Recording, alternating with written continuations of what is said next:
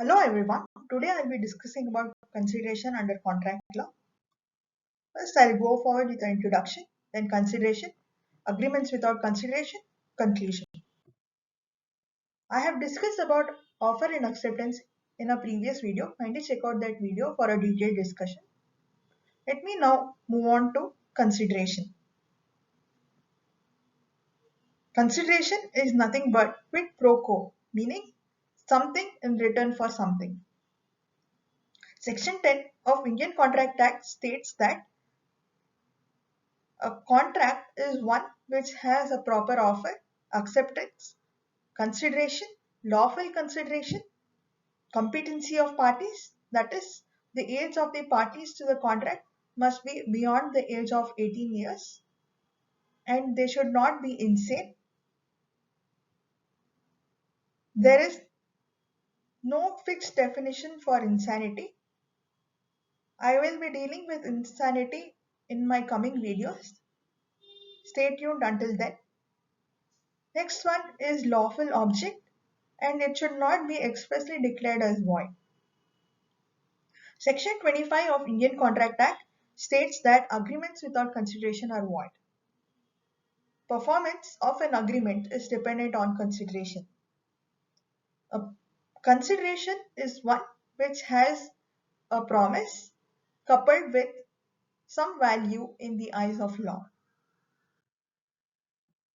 Section 2D of Indian Contract Act states that consideration is nothing but an act or abstinence done at the desire of the promisor by promisee or any other person on behalf of the promise made by the promisor.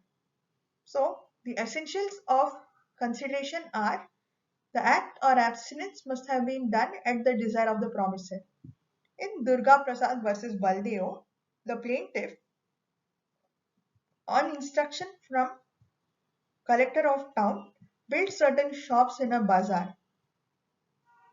Later on, the defendants, who were the occupiers of the shops, started paying him commission on the articles sold. Later on, the plaintiff brought an action to recover the commission when it was not payable by the defendants. Here, plaintiff could not compel the terms of agreement because the consideration did not arose through the desire of the promisor. The acts must be done at the request of the promisor.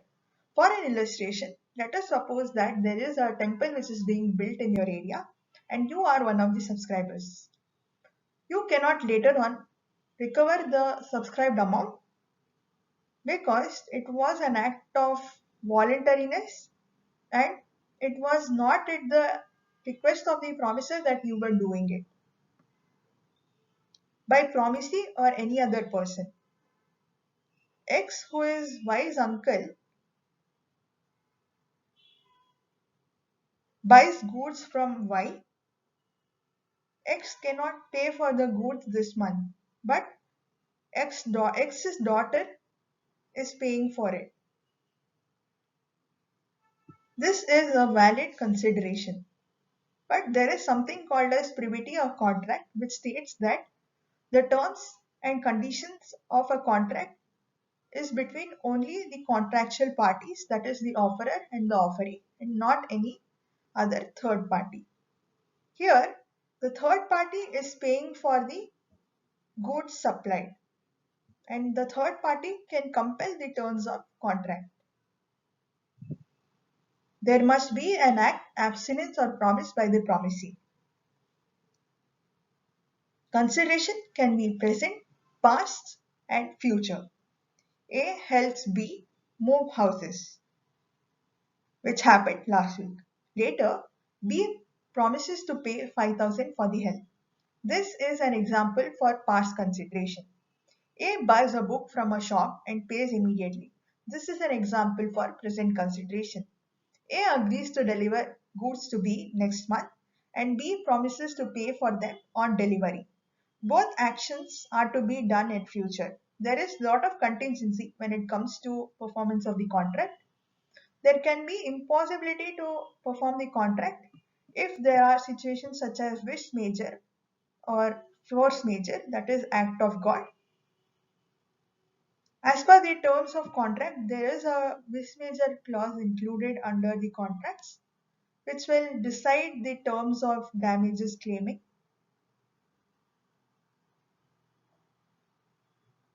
The consideration must be more than a mere promise. In the temple illustration that I gave, it was a promise which the subscriber did towards the temple, and it was not at the desire of the promiser that the consideration arose. The value need not be adequate. Let us suppose that X is searching for his missing horse and asks Y to procure it, and Y brings in the horse. X had stated that to bring the horse he would give 10,000 rupees to Y. Here, nevertheless, he pays only 10 rupees. This is a valid consideration, though the value was not adequate. Agreement is one which has offer, acceptance, consideration. It becomes valid only if there is lawful consideration, lawful object, competency of party, free consent, that is, it should not be through fraud, coercion, or force that the terms of agreement must have been agreed, and it should not be expressly declared as void as per Section 10 of Indian Contract Act. Agreements without consideration are void. Section 25 of Indian Contract Act states that there are exceptions to it. The first one is love and affection. A executes a gift deed to B, who is his nephew. In lieu of it, he nevertheless does the act. This is an example for an agreement which is done through love and affection, and an agreement without consideration being valid. Next one is past voluntary services. X is a finder of lost watch which belongs to Y. Y, to mark the gracious act, can pay X some amount when the watch is returned to him. A time barred debt. A owes B rupees 1000 and this becomes time barred. Later on, A can write that he owes B some amount which can become recoverable, and this is a valid agreement. As told earlier, gifts and charity in nature of love and affection and agreements entered in lieu of it are agreements without consideration and will be considered valid. I would like to conclude by stating that consideration is nothing but quid pro quo, meaning something in return for something. Consideration is a promise plus value in the eyes of law. The value here need not be adequate. Valid consideration is one which is an act or an abstinence done at the instance or desire of the promiser by promisee or any other person on behalf of the promiser. In the comments, let me know what one means when they say quid pro quo. And in your own words, tell me what is consideration. Thank you for listening to my lecture.